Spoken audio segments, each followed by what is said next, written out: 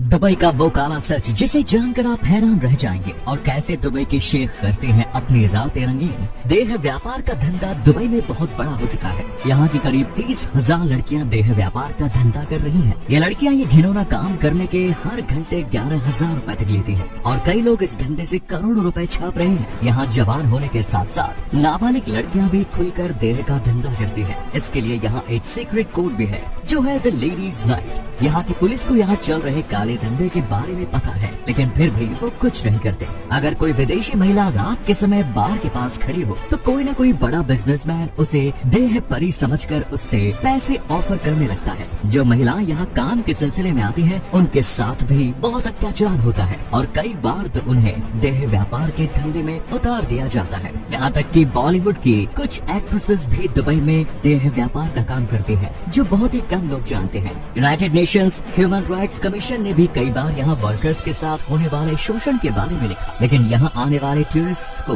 Dubai का ये काला सच नहीं दिखाया जाता। आज के समय में दुबई दुनिया के मोस्ट फेमस टूरिस्ट डेस्टिनेशंस में से एक है, जहाँ हर साल करोड़ों लोग यहाँ घूमने आते हैं। लेकिन आपको जानकर हैरानी होगी कि आज से 200 साल पहले दुबई सिर्फ रेतों से भारी बंजर देश था। वहीं आज दुबई दुनिया के सबसे डेवलप कंट्रीज में से एक है, जहाँ बड़ी बड़ी इमारतें, बुर्ज अल अरब, दुबई फ्रेम और पाम जुमेराह जैसे शानदार आर्किटेक्ट के साथ लग्जूरियस कार्स, नाइट लाइफ और ऐशो आराम की जिंदगी जीने का हर एक सुविधाएं हैं। हाल ही में दुबई गवर्नमेंट ने अगले 20 साल के लिए बहुत सारा मास्टर प्लान तैयार भी किया है, जिसे विजन 2040 का नाम दिया गया है। लेकिन क्या ये प्लान पूरा हो पाएगा? क्या दुबई सच में इतना अमीर है और हमेशा ही ग्रो करता रहेगा? एक रिपोर्ट के तहत आज 2023 में दुबई की जीडीपी का सिर्फ 1% हिस्सा ऑयल से आता है, जबकि बाकी 99% टूरिज्म, फाइनेंस और सी ट्रेड से आता है। लेकिन क्या सच में ऐसा ही है? आज से करीब 200 साल पहले 1822 में दुबई सिर्फ समंदर की मछलियों से पेट पालने वाला देश था और ऐसे ही मुश्किल से अपना गुजारा कर रहा था। फिर उसके बाद दो बड़ी चीजें हुई, एक ऑयल का मिलना और दूसरा दुबई में नए रूलर का आना,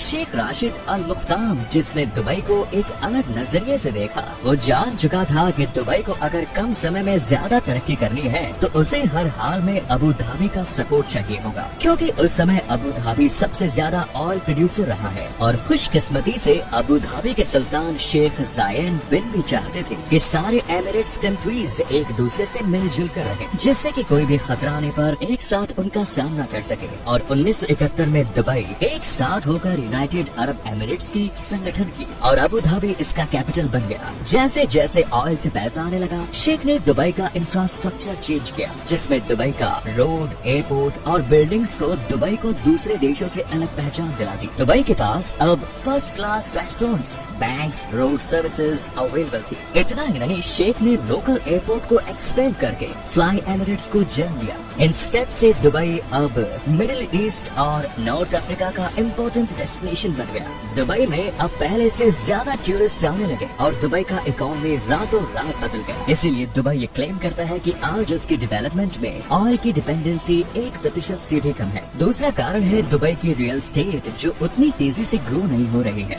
दुबई बहुत सारे डेवलपिंग कंट्रीज से लोन लेकर अपने देश में कंस्ट्रक्शन करता है, लेकिन अगर IMF की इस रिपोर्ट को देखें तो 2014 से दुबई की प्रॉपर्टी प्राइस बहुत ज्यादा गिर चुकी है, जिसका मेन कारण है ओवर सप्लाई। दुबई गवर्नमेंट का मानना था कि अगर आप बनवाओगे तो वो आएंगे, लेकिन ये स्ट्रेटेजी फेल होती नजर आ रही है। जहां आपको बहुत सारा बिल्डिंग, ऑफिस तो नजर आएगा, मगर उनका लगभग 60% खाली है। अनफॉर्चुनेटली पिछले कुछ सालों में प्रॉपर्टी का सप्लाई डिमांड से ज्यादा होने के कारण ये हो रहा है और 2010 में खरीदे हुए कुछ प्रॉपर्टीज को आज के समय आप बेचने जाएंगे तो आपको लगभग 60% लॉस होगा। दुबई का डेब्ट करीब $80 बिलियन है। अगर 2008 में अबू धाबी नहीं होता तो दुबई डिफॉल्ट कर जाता, जिससे कि दुबई का ये क्लेम दुबई ऑयल पर नहीं चलती, ये पूरी तरह से गलत हो जाता। दूसरा कारण है दुबई की रियल स्टेट, जो उतनी तेजी से ग्रो नहीं हो रही है। दुबई बहुत सारे डेवलपिंग कंट्रीज से लोन लेकर अपने देश में कंस्ट्रक्शन करता है, लेकिन अगर IMF की इस रिपोर्ट को देखें तो 2014 से दुबई की प्रॉपर्टी प्राइस बहुत ज्यादा गिर चुकी है, जिसका मेन कारण है ओवर सप्लाई। दुबई गवर्नमेंट का मानना था कि अगर आप बनवाओगे तो वो आएंगे, लेकिन ये स्ट्रेटेजी फेल होती नजर आ रही है। जहां आपको बहुत सारा बिल्डिंग, ऑफिस तो नजर आएगा, मगर उनका लगभग 60% खाली है। है। अनफॉर्चुनेटली पिछले कुछ सालों में प्रॉपर्टी का सप्लाई डिमांड से ज्यादा होने के कारण ये हो रहा है और 2010 में खरीदी हुई कुछ प्रॉपर्टीज को आज के समय आप बेचने जाएंगे तो आपको लगभग 60% लॉस होगा। एग्जाम्पल के तौर पर एमिडेन 1 जो दुबई का एक बहुत बड़ा प्रोजेक्ट था, इस पर 2015 में काम तो शुरू हुआ मगर डिमांड कम होने के कारण इसे बंद करना पड़ा और इसको बनाने वाला कंपनी आज के समय बैंकरप्ट हो चुकी है। इसके अलावा दुबई में लेबर प्रॉब्लम्स है क्योंकि दुबई का पॉपुलेशन ज्यादा नहीं है, जिसके चलते उन्हें इंडिया, पाकिस्तान, नेपाल जैसे देशों से काम करने के लिए लेबर को बुलाना पड़ता है, जिससे उनके पास कोई स्किल्ड लेबर नहीं है। और दुबई सरकार को और एक्सपेक्ट करके जो पैसा आता था वो रियल एस्टेट में इन्वेस्ट करते थे। मगर आज के समय में बहुत सारे देश कच्चे ऑयल का निर्यात करना धीरे धीरे कम कर रहे हैं, जिससे उनका ऑयल एक्सपोर्ट कम होता जा रहा है और वो रियल एस्टेट में ज्यादा इन्वेस्ट नहीं कर पा रहे हैं। तीसरा बहुत ही इम्पोर्टेंट फैक्टर है दुबई एक्सपो। कोविड के कारण ये एक्सपो 2020 के बजाय 2021 में हुआ और इसे सारे एक्सपर्ट्स $1 बिलियन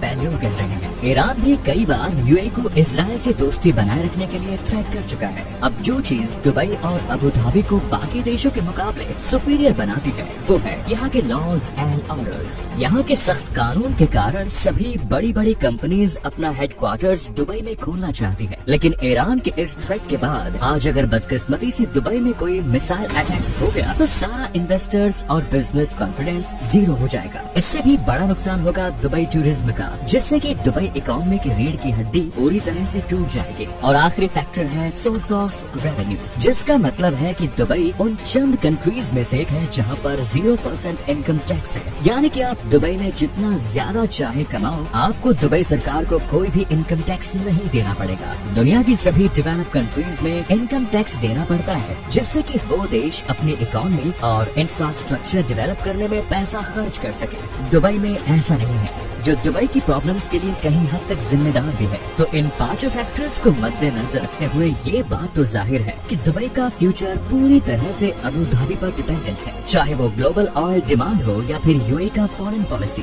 दूसरी तरफ दुबई को टूरिज्म के अलावा अपनी इनकम सोर्स डेवलपमेंट करने का सख्त जरूरत है। कंस्ट्रक्शन को रेगुलेट करने की जरूरत है ताकि प्रॉपर्टी की सप्लाई डिमांड से बाहर न जाए और उनकी प्राइस भी लिमिट में रहे। जहाँ तक दुबई के 80% पॉपुलेशन इमिग्रेंट्स हैं जो आज दुबई की तरक्की के लिए बहुत ही अहम भूमिका निभा रहे हैं। खैर जो भी हो, दुबई आज अपने आप में एक मिसाल है, लेकिन पूरी दुनिया में दुबई जैसा कोई भी सिटी नहीं मिलेगा। लेकिन ये कब तक ऐसा बना रहेगा ये तो वक्त ही बताएगा। धन्यवाद।